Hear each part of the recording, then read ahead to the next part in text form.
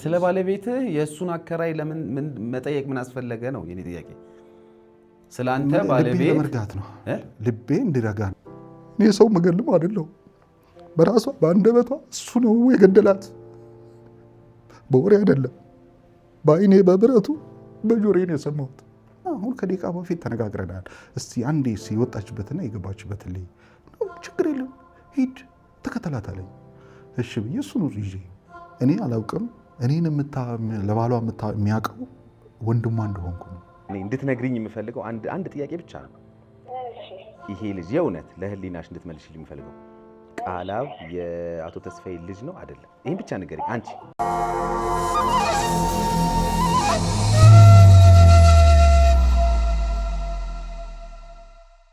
መንፈሳዊ ጉዞ ወደ ቅድስት ሀገር ኢየሩሳሌም ጌታችን መድኃኒታችን ኢየሱስ ክርስቶስ ብርሃነ መለኮቱን የገለጠበትን የደብረ ታቦር ተራራን የሞተበትን እንዲሁም የተነሳበትን ቀራንዮን በቃና ዘገሊላ ውሃውን ወደ ወይን ጠጅ የለወጠበትን በጥብርያዶስ በመርከብ ላይ በጌቴ ሰማኒ የጸለየበትን እንዲሁም ሌሎችን መካነ ቅዱሳንን ከነሐሴ 11 እስከ ነሐሴ 20 በክብር ልናስጎበኞ ዝግጅታችንን አጠናቀን ለደብረ ታቦርና ለመስቀል ምዝገባ ጀምረናል። አድራሻ ሲኤምሲ ሚካኤል ጎንታንቶስ ህንፃ ቢሮ ቁጥር 411።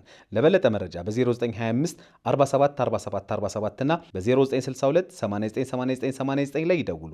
አርያም የጉዞ ወኪል። በ2,700,000 ብር ጠቅላላ ክፍያ በመገናኛ ጫካ ፕሮጀክት በዳያስፖራ መንደር አካባቢ የቤት ባለቤት የሚሆኑበትን አማራጭ አቅርበንልዎታል። ስቱዲዮ 2,700,000፣ ባለ 1 መኝታ 4,600,000፣ ባለ 2 መኝታ 7 ሚሊዮን፣ ባለ 3 መኝታ 8,700,000 ብር 40% ሲከፍሉ 10% ቅናሽ አድርገንልዎታል። ቀሪውን 60% ደግሞ ቤቶን ሲረከቡ የሚከፍሉበት አማራጭ ተመቻችቷል። እንዲሁም 100% ሲከፍሉ 35% ቅናሽ ይደረጋል። በተጨማሪም ንግድ ሱቆችን ከ20 ካሬ ጀምሮ ከ900,000 ብር ቅድመ ክፍያ መነሻ አቅርበናል ይላል ቴምር። ስለ ቤትና ሱቆች የበለጠ መረጃ ለማግኘት በ0951 10 07 10 ይደውሉ። ቴምር። ሰላም ጤና ይስጥልን። የተከበራችሁ የዮሃ ሚዲያ ቤተሰቦች እንደምን ሰንብታችኋል? በዮሃ ሚዲያ የተለያዩ ቤተሰባዊ፣ ማህበራዊ ያልተነኩን ያልተዳሰሱ ታሪኮችን ወደ እናንተ ወደ ተከበራችሁ ተመልካቾች እያደረስን የተለያዩ ልትማሩባቸው የምትችሉ መፍትሄ አዘል የሆኑ ባለ ታሪኮችን ታሪክ እያቀረብን እነሆ ጉዟችንን አድርገን ይሄው 1 ሚሊዮን ሰብስክራይብ ወይም 1 ሚሊዮን ተከታይ ልንገባ በጣም ጥቂት ብቻ ቀርቶናል። ምስጋና ለእናንተ ለተወደዳችሁ ተመልካቾቻችን ይሁን። አሁን የቀረችዋን 1 ሚሊዮን ለመግባት የቀረችዋን ትንሽ ቁጥር ሰብስክራይብ በማድረግ አብራችሁ እንድትሆኑ በዚህ አጋጣሚ መልእክታችንን ማስተላለፍ እንወዳለን። እንደምታውቁት እኛ ሰብስክራይብ አድርጉ፣ ዮሃ ሚዲያን ተከተሉ ብለን ደጋግመን አንናገርም። ያም የሆነበት ምክንያት እንግዲህ ስራችን ካስተማራችሁ፣ ስራችን መፍትሄ ከሰጣችሁ፣ ስራችን ህይወታችሁን ራሳችሁን እንድታዩበት ካገዛችሁ ራሳችሁ ትከተሉናላችሁ ብለን ስላሰብን ነበር። ያም በተግባር ሆኗል። ስለወደዳችሁን፣ ስላመናችሁን፣ ስለተከተላችሁን በድጋሚ ምስጋናዬን ተቀበሉ። እነሆ ዛሬም በአዲስ ታሪክ ተገናኝተናል። የቀድሞ ሚስቴና ቀጣይ ፍቅረኛዬ ጓደኛ ሆነው ለዚህ ዳረጉኝ ይላል የዛሬ ተረኛ ባለ ታሪካችን።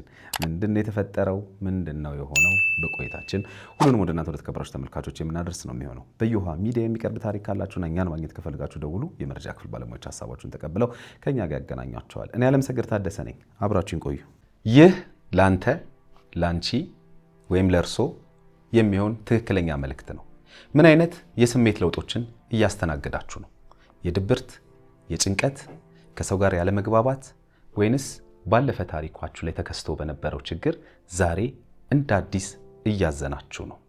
ልብ በሉ፣ እያንዳንዱ የስሜት ለውጦች ይታከማሉ በስነ ልቦና ባለሙያዎች አማካኝነት። ስለዚህ የሚፈጠርባችሁን ማንኛውንም አይነት የስነ ልቦና ችግር ለባለሙያዎች በማማከር መፍትሄ ማግኘት ይችላሉ።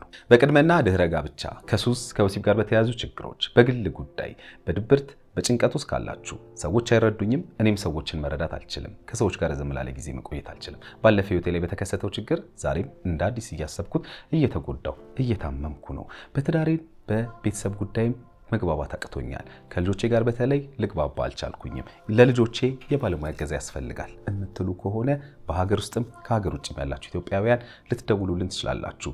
ባለሙያዎቻችንን እዚህ በአካል በመገኘት አሊያም በኦንላይን መጠቀም ትችላላችሁ። በ0928 444 222 ላይ ደውሉልን።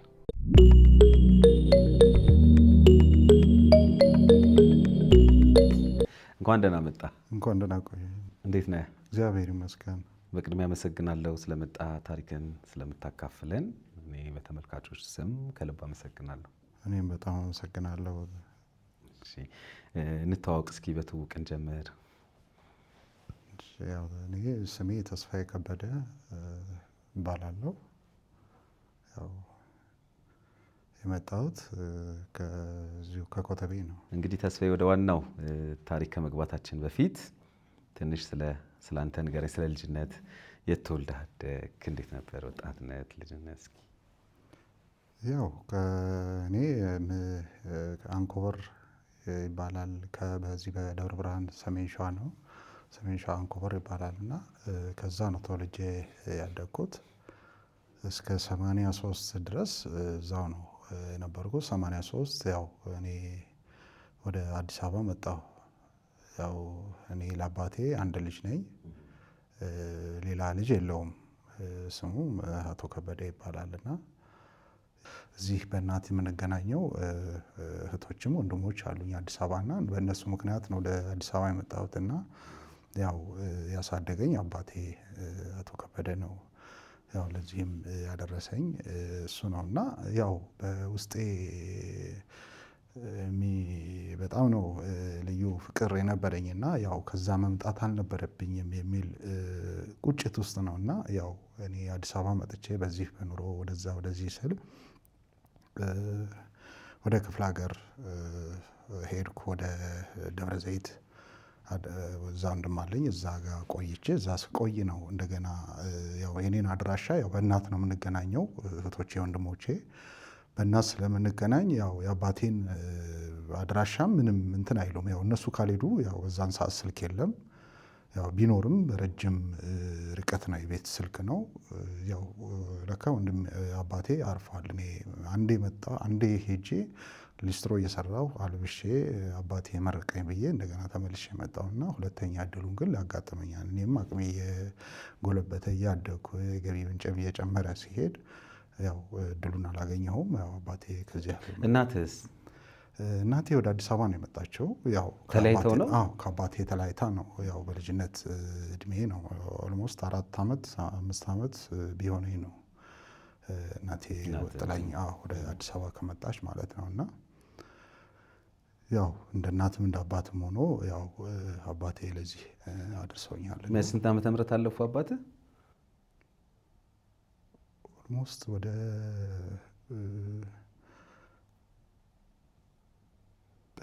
80 በመጣሁ በሶስተኛ ዓመቱ ነው። ያው ኦልሞስት 83 ከመጣሁ 86 87 አካባቢ ነው ያው እሱ ያረፈውና ያው በዛን ሰዓት ስልክ የለም። እኔ ሄድኩ።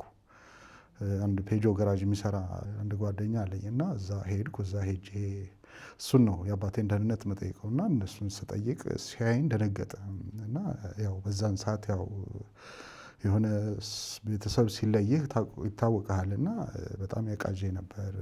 ሌሊት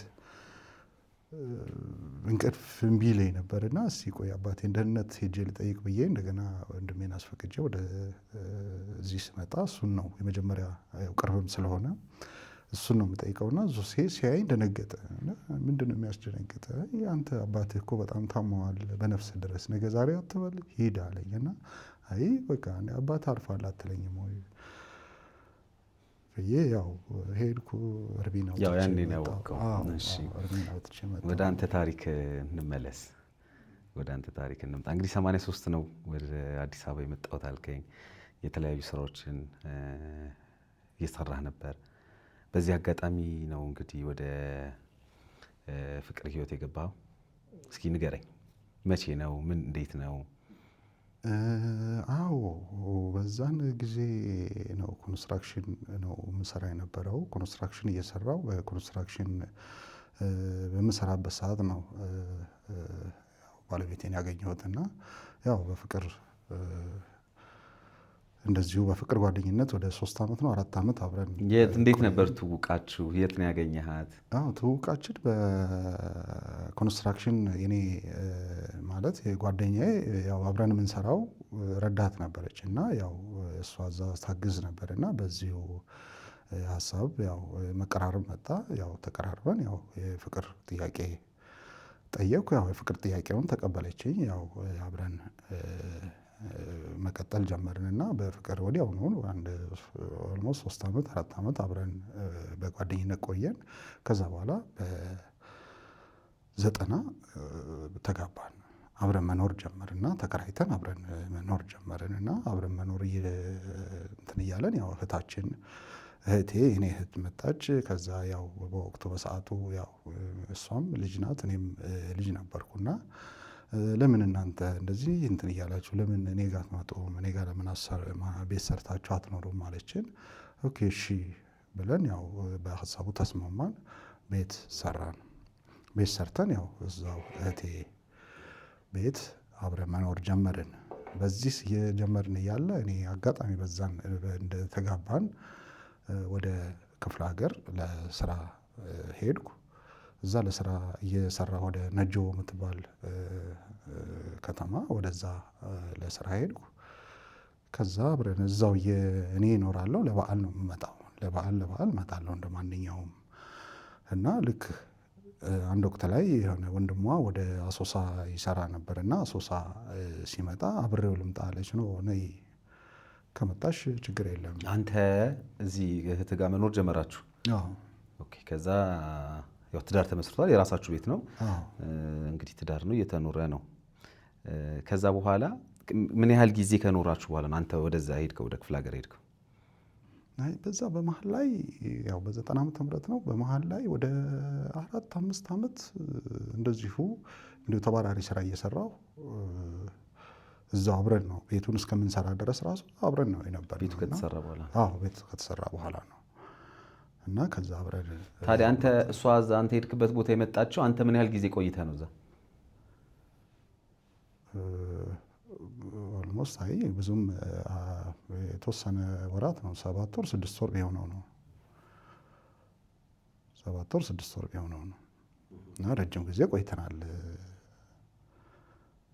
እንትን ላይ ያው አብረን መጣች። ያው ከዛ ነው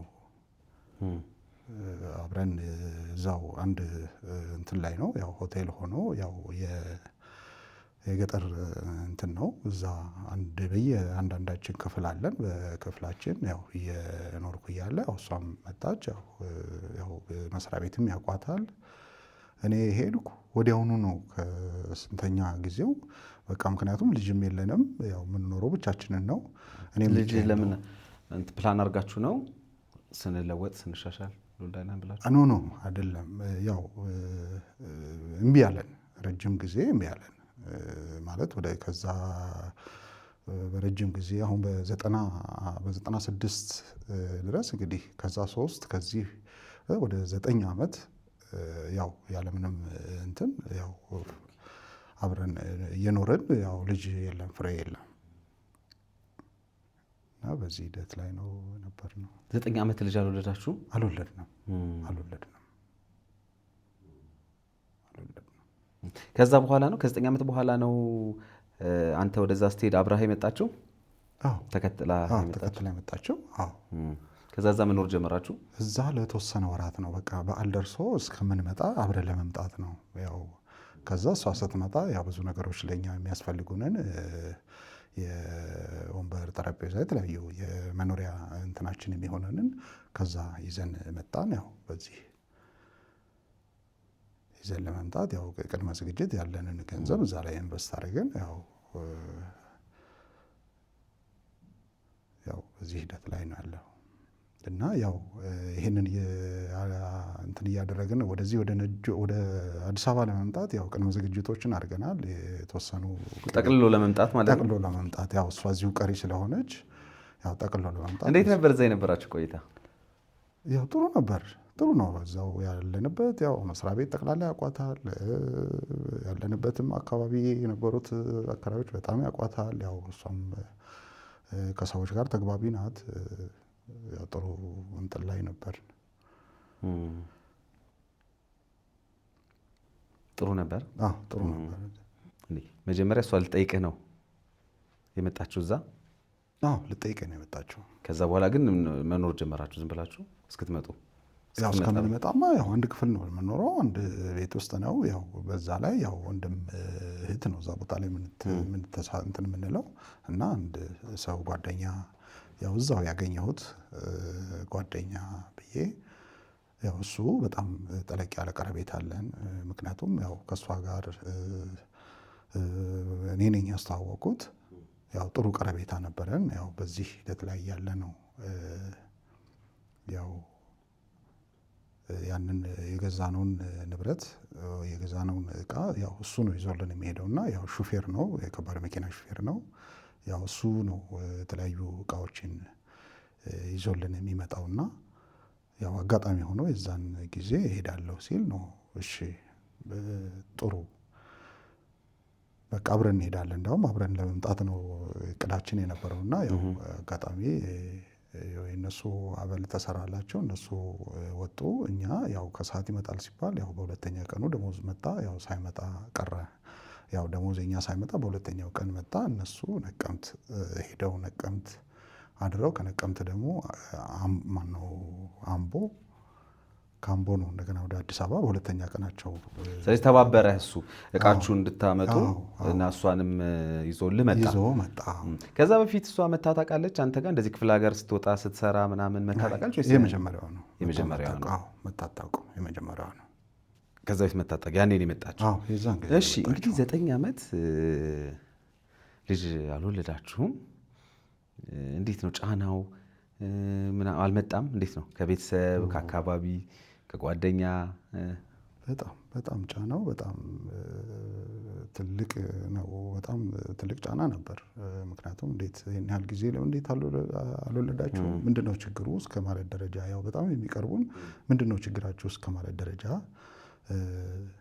ይጠይቁን ነበር። እና ያው እግዚአብሔር የፈቀደው ነው እንግዲህ እግዚአብሔር የፈቀደልን ቀን ይሰጠናል የሚል መልስ ነው ምን መልስ የነበረው። እና ያው ስነ ልቦና ውስጥ ይጎዳል። ያው ግን ተቋቁመ ነው ያው በስተመጨረሻ ላይ። እሺ እንግዲህ እዛ መጣች አንተ ጋር ልትጠይቅ ቆየች። ከዛ ይሄ አሁን ያልከው ጓደኛ ያልከው ሰውዬ እሸኛችኋለሁ አለ። አጋጣሚ አንተ ደሞዝ አልተለቀቀም፣ የእሱ ደሞዝ ተለቀቀ። የመጣችሁ እቺ ልጅ አንተ ጋር ነው። አንተ ልትጠይቅ ነው የመጣችሁ፣ ከአንተ ጋር ልትመለስ ነው የመጣችሁ። ሚስትህ ናት። ስለዚህ እሷን ብቻዋን ለምን ላካት? ለምን አልጠበቀችም? አሁን እንደ የዚህን ሰዓት ማለት እኛ ይሄንን አልታየንም። ምክንያቱም እቃውን እሱ ከሄደ እቃው ሊጓተትብን ነው። ሁለተኛ ደግሞ ያው እኛ በመልካም ነገር ነው ያሰብኩት። ምክንያቱም ማን ነው ሀሳቡን ያመጣው? እሷ ናት። ያው እንደሚሄድ ነገረችን። እሱን ስጠይቀው አዎ ሄዳለሁ አለ። በቃ እናንተ ከሰዓት ይመጣል የእናንተ አበል ተሰርቶላችሁ ውጡ ሲባሉ እነሱ ወጡ። ሲወጡ አብሬ መሄድ አለብኝ፣ እቃውን እንዴት ላድርገው አለችን።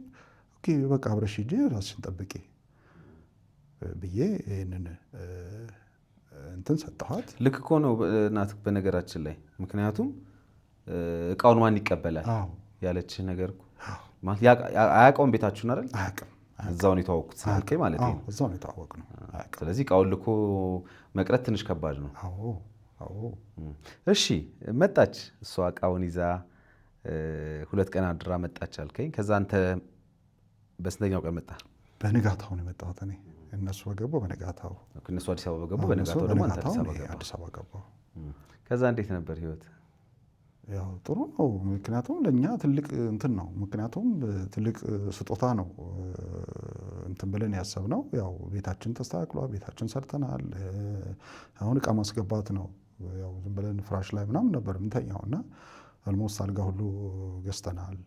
እና ያው ጥሩ እንትን ነው የምንመኝ የነበረው። እና በዛን ሰዓት ነው እኔ ተመልሼ ያው እሷ እዚሁ ቀረች፣ እሱም እዚሁ ቀረ። እንደገና እኔ ተመልሼ ሄድኩ። ስራው ፕሮጀክቱ አላለቀምና እና እዛው ሄጄ ከዛ ደውላ እንደዚህ ከስንተኛው ወር በኋላ አይ እንደዚህ እኮ ኮንግራ ልነግርህ ነው። ምንድን ነው? አይ እንደዚህ አርግቻለሁ። ኧረ እኔ አላምንም። ከ9 ዓመት በኋላ እኔ አላምንም። እንዴት ሆኖ? አይ አርግዣለሁ ተመርምሬ የምርመራ ውጤት ምኑ ነው እንዴት ሆነ የምትለው አንተ? ማለት እኔ አልጠበኩትማ። እንዴት ነው ማለት ትንግርት ነው የሆነብኝ። ምክንያቱም 9 ዓመት ቆይተህ ያ ልጅ ሲፈጠር ለእኛ ትንግርት ነው የሆነው።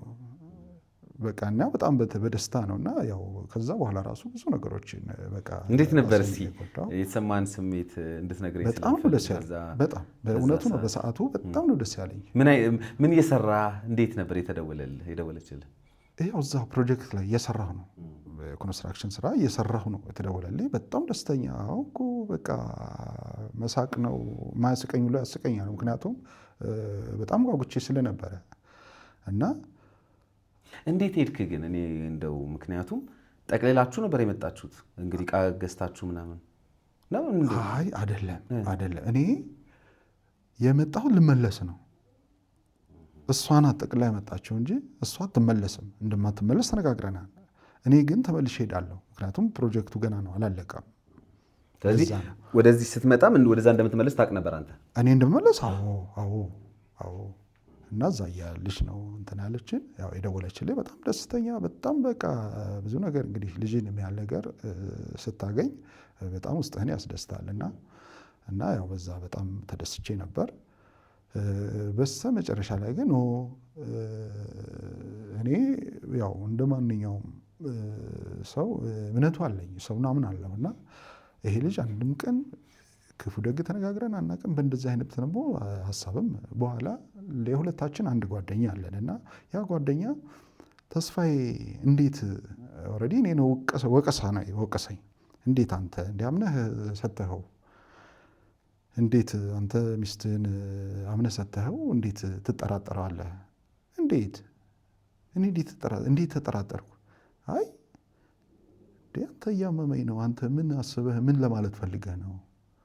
እኔ ከውስጤ የለም ከአንደበቴ የለም፣ በውስጥ ስቲልም አሁንም ድረስ በጣም አምነዋለሁ። እና ይሄንን እንዴት ልታውቅ ቻልክ? እንዴት ራሱ ነው የነገረኝ አለ። ምንድን ነው የነገረው? ተስፋዬ በሚስቱ ጠረጠረኝ ብሎ ነው የሚነግረው። አንተ እንዴት ትጠረጥራለህ? አምነህ ሰተኸው ብሎ ሲለኝ ኖ አይ በቃ አሁን እያብሰለሰልኩ ስመጣ እንዴት ይህ ሰው እኔ ከአንደበቴ የሌለውን እንዴት እሱ ተመልሶ አይመጣም፣ እዚሁ ነው የቀረው። አልመጣም። እና እንዴት ይቀራል? እንዴት እንደዚህ ሊለኝ ቻለ ብዬ እንደገና እሱን በስልክም ብሞክር ከዛ በኋላ እንትኑን አቋረጠ። አሁን ጓደኛው ነው የሚነግረኝ። ከዛ በኋላ ግን ያው ኦልሬዲ እሱ ሊቀርበኝ አልፈለገም፣ ሊያናገረኝም ፈቃደኛ። ከዛ ስትመጣ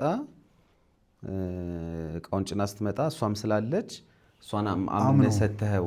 አምነህ ሰተኸኝ እንዴት እንደዚህ ትለኛለህ ብሎ አለህ፣ እንዴት እንደዛ ታደርጋለህ ብሎ ያው ጓደኛው ነው የሚነግረኝና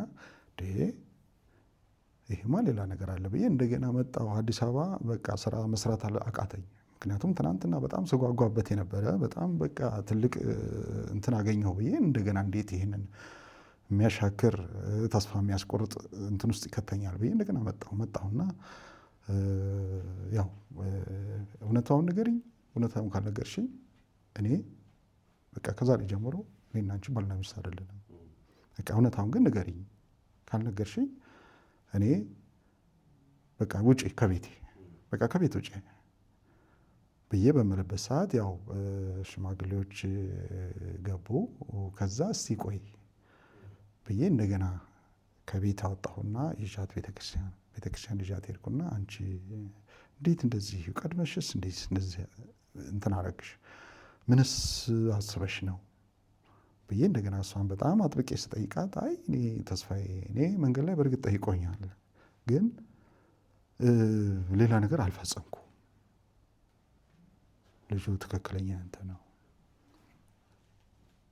አይ ይሄማ እንዴት አልኩና እንደገና የኋላ አደርኩና እንደገና እቤቱ ድረስ እስከ መሄድ ደረጃ ደረስኩና እቤት ስሄድ ዘግቶ ጠፋ።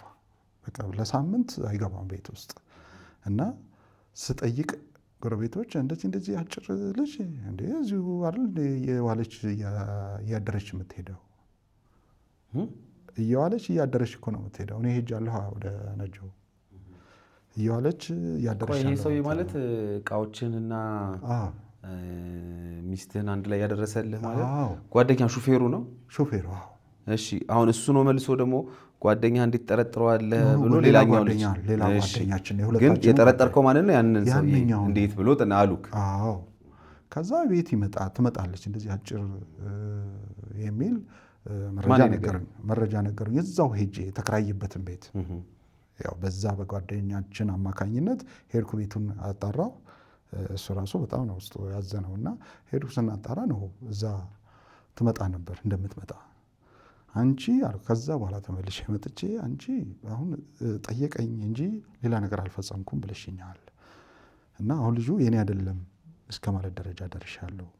ስለዚህ አንቺ መንገድ ላይ እንደዚህ ትዳርሽን ሊያፈርስ ከአንቺ ጋር ዝሙት ሊፈጽም አንቺን ጠይቆሽ እንዴት አንቺ እቤቱ ሄድሽ? ቤትሽ መሄድሽም በደንብ ማስረጃ አለኝ። ቤቱ ትሄጅ ነበር። ለምንስ ቤቱ ሄድሽ? ሌላ ሪሌሽን ከሌለሽ ቤቱ ለምን እንዴት ሄድሽ?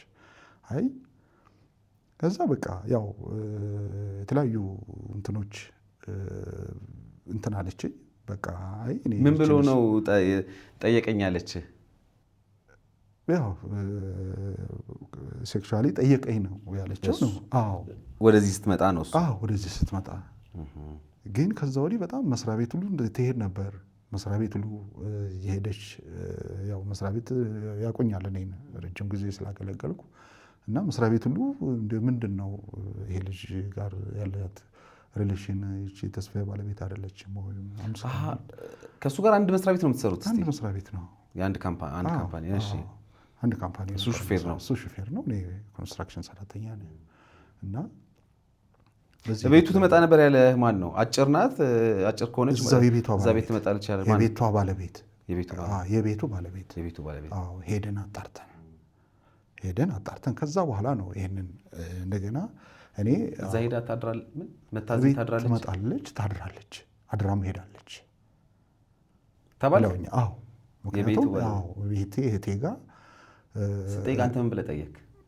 ምን አገናኘው? አሁን ሄደ የአንድን ሰው ቤት እሱን ፈልገን ሄድከው። ከዛ በኋላ ሚስቴ ትመጣለች ወይ ብለን የጠይቃት ብቻው አይደለም። እንደዚህ አጭር ጓደኛ ያለውን ክሊር አድርጌ ነገርኳቸው ለእናትየው እና እኔ አንድ አጭር አሁን መልኳን በለየት አላውቅም እና አንድ አጭር ልጅ ትመጣ አድራ ምናምን ሁሉ ትሄዳለች። እኔ የማውቀው ይሄ ልጅ ይሄንን ነው የማውቀው። ስለ ባለቤትህ የእሱን አከራይ ለምን መጠየቅ ምን አስፈለገ ነው የኔ ጥያቄ። ስለ አንተ ባለቤት ልቤ ለመርጋት ነው፣ ልቤ እንዲረጋ ነው። ምክንያቱም ይሄ ልጅ አጠራጣሪ ሆነብኝ። ልጁ የኔ አይደለም ወይስ የኔ ነው ወይ የተሳሳተ መንገድ ሄጃለሁ አልሄድኩም የሚለው ለማጣራት ነው። ቤት ሄጃለሁኝ አለችኝ፣ ግን ምንም አላደረግንም አለችኝ አልከኝ ቅድም። ለምንድን ነው ቤት ሄደችው? እኮ አልጠየካትም? ጠይቄያለሁ። ምን መልስ ሰጠች? በቃ እኔ ሌላ ምንም ግንኙነት የለንም፣ ልጁ በትክክለኛ አንተ ነው፣ እኔ ከሌላ ሰው ጋር ምንም ግንኙነት ያደርጉት ነገር የለም ነው አለችው። ከግንኙነት ጋር የሚገናኝ ነገር እኮ አይደለም፣ ከልጅ ጋር የሚገናኝ አይደለም። ጥያቄን ተረድተኛል? ቤቱ አሁን ይሄ ጓደኛ ያልከው ሰውዬ ያልከው ልጅ ያንተ ጓደኛ ያልከው እሷን ከዛ ከክፍለ ሀገር ይዞልህ የመጣው ሰውዬ ሹፌር ያልከው ማለት ነው። አሁን ልብህ ውስጥ እንግዲህ ጥርጣሬው ተፈጥሯል። ጥርጣሬው ተፈጥሮ ነው እየጠየካት ያለው። ስለዚህ እሷ ሚስትህ ናት፣ አንተ ደግሞ ጥርጣሬ ያለህ ሰው ነው ያ ሰው። እሷ ከዚህ በፊት ጠይቆኛል ብለሃለች። አላስፈላጊ ግንኙነት እናድርግ ብሎ ጠይቆኛል ብለሃለች። ስለዚህ አላስፈላጊ ግንኙነት እናድርግ ብሎ የጠየቃት ልጅ ጋር ቤቱ ለምን ሄደች? ይሄን ጥያቄ ጠይቃታል ወይ? መሄዱ ለምን አስፈለገ ብለህ ጠይቃታል ወይ? አልጠየኩም። ማለት ያው ኦልሬዲ ወደ ማመን ደረጃ ደርሳለች። ስለዚህ ምን ነው የምታምነው? ማለት ከሱ ጋር ግንኙነት ባደርግም ልጁ ያንተ ነው እስከ ማለት ደረጃ ደርሻለሁ እና እኔም ደግሞ ወደኋላ ተጠራጠርኩና ነው ይህን ያለ ዓመት እንግዲህ አባቴም ያው የብቻ ልጁ ነኝ ብያለሁ። ያው ወደ ራሴም መጣሁ። ምክንያቱም ነው እኔ መውለድ አልችል ይሆናል። እንዴት ይህን ያህል ጊዜ አንድ ሰው እየኖረ እንዴት መውለድ ያቅተናል? ብዬ እንደገና ማለት በቆይታ እኮ ረጅም ዓመት በኋላ ልጅ ያገኙ ሰዎች አሉ አይደል? እውነት ነው።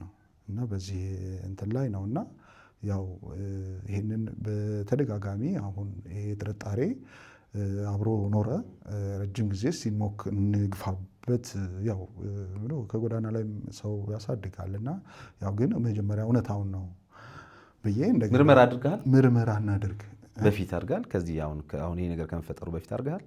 አድርገህ ታውቃለህ? ራሴን ምርመራ የራሴን የመካንነት ምርመራ ምን አድርገሃል? አድርጋለሁ። መውለድ እችላለሁ። ትችላለህ። ታዲያ ጥርጣሬ ከየት መጣ ታዲያ?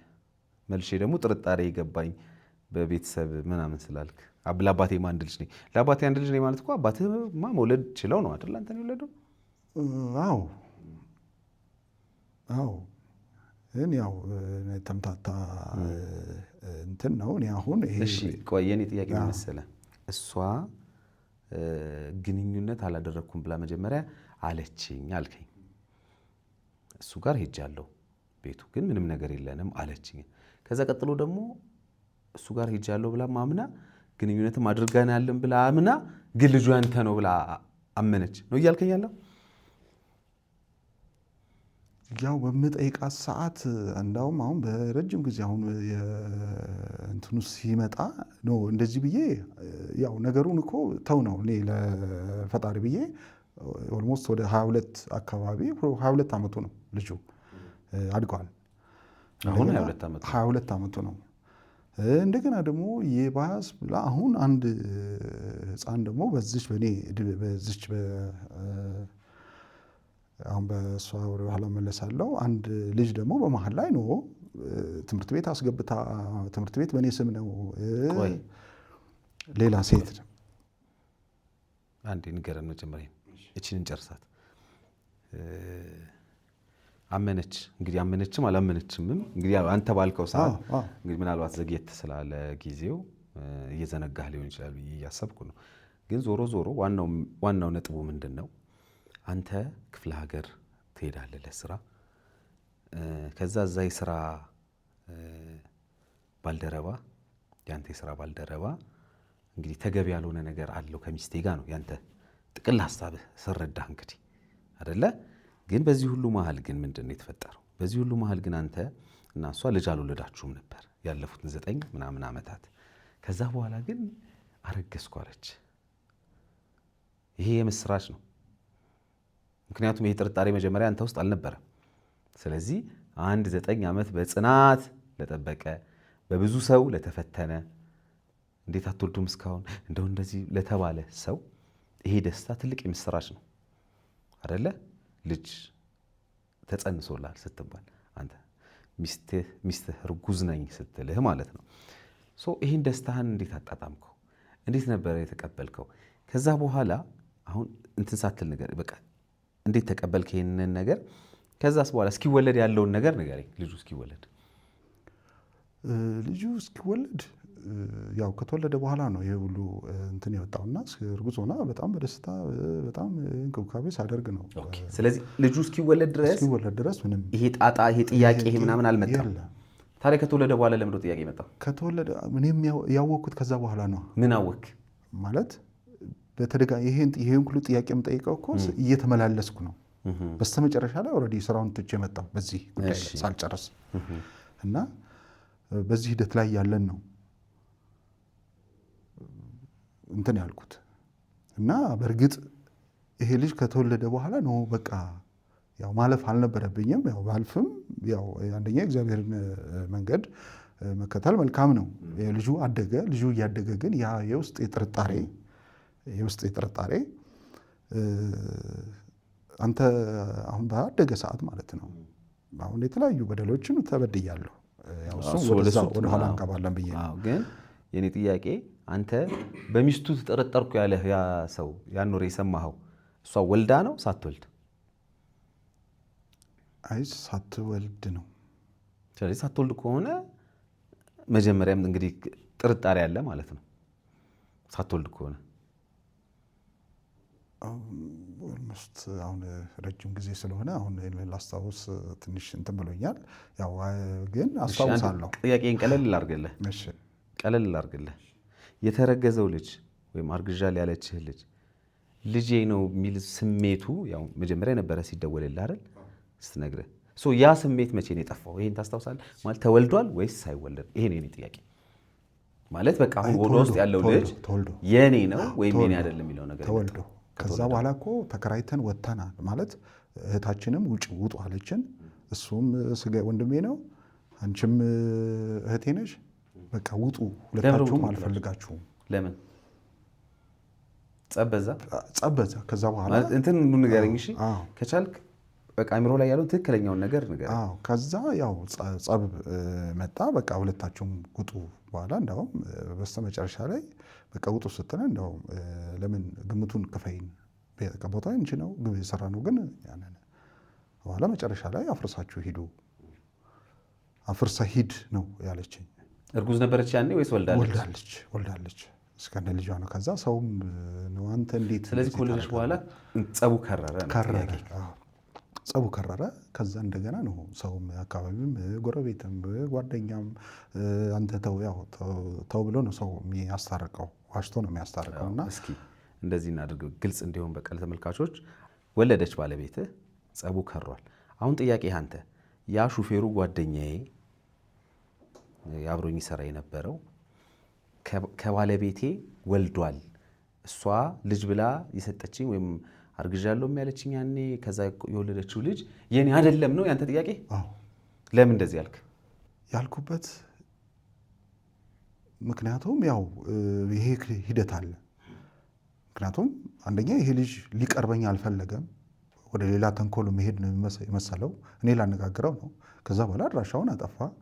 ይህ እኮ አጋጣሚ ሊሆን ይችላል። ኮንስትራክሽን ላይ ነው የተዋወቃችሁት፣ ላያገኝ ይችላል። ይሄ ኖርማል አይደል? አይ ቢሮዋችንም እኮ እንትን ላለን፣ በመሀላችንም ብዙ ሰዎች አሉ። ለማግኘት በምሞክርበት ሰዓት አይገኝልኝም።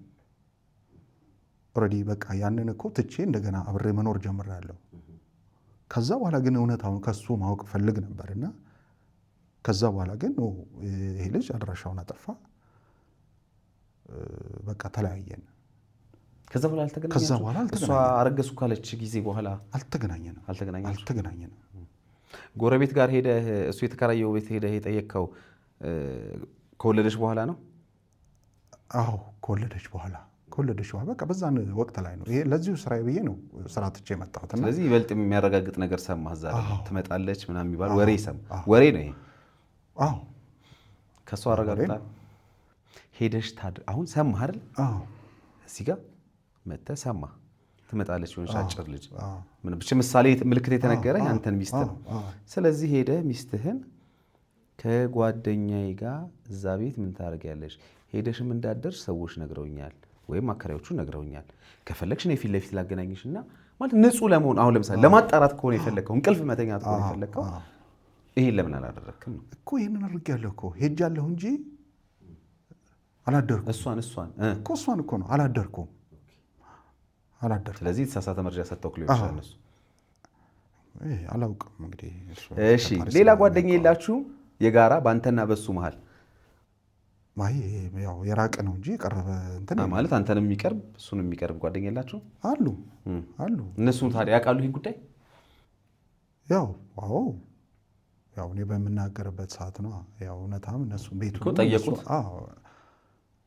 በቃ ከዛ በኋላ ሊያነጋግረን ፈቃደኛ አይደለም አሉ። ለነሱም ሲጠይቋቸው ሊያነጋግረን ፈቃደኛ አይደለም፣ ኦልሞስት ከአንተ ጋር ራሱ መነጋገር አይፈልግም እስከ ማለት ደረጃ ደረሱ። እኔም ከዛ በኋላ ነገሩን እርግፍ አድርጌ እንደገና ያው ውሾን ያስነሳ ምንድነው የሚባል እንትን አለ። ያው እኔም አላነሳም ስለዚህ ጉዳይ ብዬ ዝም ብዬ አብሬ መኖር ጀመርኩና። እሺ ለልጅ ያለስ ነገር እንዴት ነው? እንግዲህ እስካሁን ጥሩ ነበር። ያው አባት የሚያስፈልገውን እንግዲህ አሟልቻለሁ ብዬ እላለሁ። ምክንያቱም ያው ሰው የምሰራው ኮንስትራክሽን ነው። እንግዲህ ያው እስከዚህ እስከሚያድግ ድረስ ትንሽም ቢሆን አስተዋጽኦ አድርጌያለሁ። እኔ አሁን የገንዘቡን አይደለም ጥያቄ፣ የአባትነት ፍቅር ሰጥተዋል ለተወለደው ልጅ? ትክክለኛውን ነገር ንገረኝ። አሚን ውስጥ ጥርጣሬ ካለ ከባድ እኮ ነው። አለ አሁን እኔ ልጅ ሄደህ ታቅፋለህ አይደል? ቤት ስትገባ ምናምን አሁን እንደዚህ ልጅ እንዲህ ከፍ አድርገህ ስታቅፈው ውይ ይሄ እኮ የኔ ልጅ አይደለም እያሉ ማቀፍና ጭራሽ ለዛውም አብሮ የሚሰራ ጓደኛዬ ነው ከሱ እኮ ነው የወለደችው እያሉ ማቀፍና ልጄ ብሎ ማቀፍ በጣም ይለያያል አይደል? ስሜቱ ይለያያል። እንዴት አስተናገድከው ታዲያ? እኔ እንግዲህ እንደ ስቲል አሁን እስካሁን ድረስ በጣም ከሱ ጋር እንትን ነበር። ከቅርብ ጊዜ በኋላ ግን ያው ልጁም ትከሻውን ማሳየት ጀመረ። ለሚሰጠው መልስ እንዴ አንተ እኮ ክደኸኛል። ያው እንግዲህ ወይ እሷ በምትነግረው አንተ እኮ ክደኸኛል። አሁንም አድጓል። አሁን ትልቅ ሰው ሆኗል። አሁን አይደለም እኔ ጥያቄ ያን አይና እግዚአብሔር እንደ ልጅ ያሳደጋት።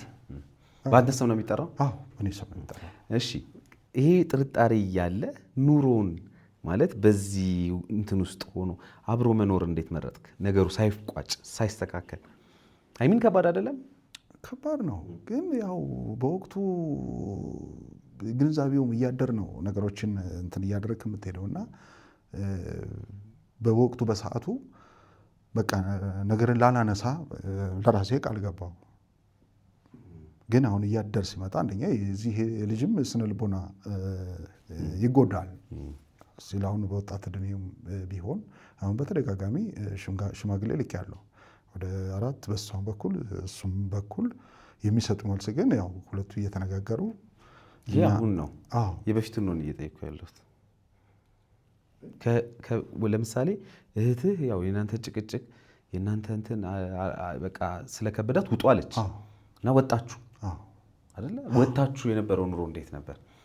ማለት እየተጠራጠረ ያንንማ ትተንም እኮ ቤት ሰራን፣ ቦታ ገዝተን ያው እንደ ማንኛውም ጨረቃ ቤት ሰርተን እኮ አብረን እየኖርን እንደውም ከዛ በኋላ ወደ ማከራየት ደረጃ ደረሰ። ስለዚህ ጥርጣሬው ምናምን ቀነሰልህ? ታውክ ምንድን በቃ ይደግ ነው የኔ ይደግና መጨረሻ ላይ ያው እንትን እላለሁ የሚል ነው። አሁን ግን ነገሮች በጣም እየከፉ ያው ይሄን አልነገርከኝም። ጥሩ። ስለዚህ ዞሮ አሁን ይሄ ልጅ ስንት ዓመት ሆነው? 22 ዓመቱ ነው። ስለዚህ አሁን ጥያቄ አንተ ግልጽ ነው? ግልጽ ነው። ይሄ እኔ እንግዲህ እንደተረዳሁት ከሆነ ይህ የ22 ዓመት ልጅ የተባልኩትኝ የኔ ልጅ አይደለም የዚህ ሹፌር ጓደኛዬ ነው። ጥያቄ ምንድን ነው? ወይስ ምንድን ነው? ግልጽ አድርገህ ጥያቄህን ንገረኝ። አዎ አይ እኔ አሁን ከመቶ 75% ነው። ምክንያቱም ልጄ 25% ነው የማወስደው። ምክንያቱም አሁን በእንደዚህ አይነት በደል ሲበደለኝ እና አሁን ባለሁበት ሰዓት በጣም ውስጤ ተጎድቷል ነው። እውነትም ለካ ልጄ አሁን ያንን የበፊቱን የረሳሁትን የተውኩትን ነው እንዳስታውስ ያደረገኝ። ምክንያቱም በሐሰት ቤቱ ድርጅቱ ፈርሷል። ያው ወደዛ እንግባ እንትን ካልከኝ መጀመሪያ ይሄን ንገረኝ። አይ እኔ አሁን ልጁ ትዳራችሁ ላይ ቀጠለ። እንግዲህ አሁን ቤት ምናምን ሰራን አልከኝ፣ ከታችሁ ቤት ቆጣ። ስለዚህ ትዳራችሁ ቀጥሏል ማለት ነው። ልጁ በስም ነው የሚጠራው፣ አሳድገኸዋል። እሺ ታዲያ ምን ተፈጥሮ መለየቱ መጣ? እንግዲህ ጥያቄ እንዳለ ሆኖ ማለት ነው። አሁን ዛሬ ይዘህ የመጣው ጥያቄ ግልጽ ነው፣ ተመልካቾች የሚረዱታል። በቃ ልጄ የኔ ልጅ አይደለም ነው ያንተ ጥያቄ። ግን ከዛ በኋላ እንግዲህ አምነህ ከቀጠልክ ከዛ በኋላ ህይወት እንደ አዲስ ጀምራችኋል፣ አድጋችኋል አይደለ? ስለዚህ ከዛ መቼ ነው የተለያያችሁት? 2004። ስለዚህ ከ2004 አብራችሁ ነበራችሁ። 2004 ማለት እኮ ልጁ ተወልዶ ስንት ዓመቱ ማለት ነው?